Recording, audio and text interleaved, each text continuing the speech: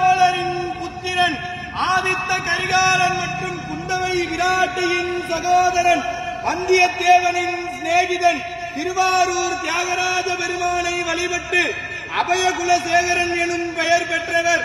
தெற்கே இலங்கை வரை சோழர்கள் நிலையாக விரிவு செய்தவர்.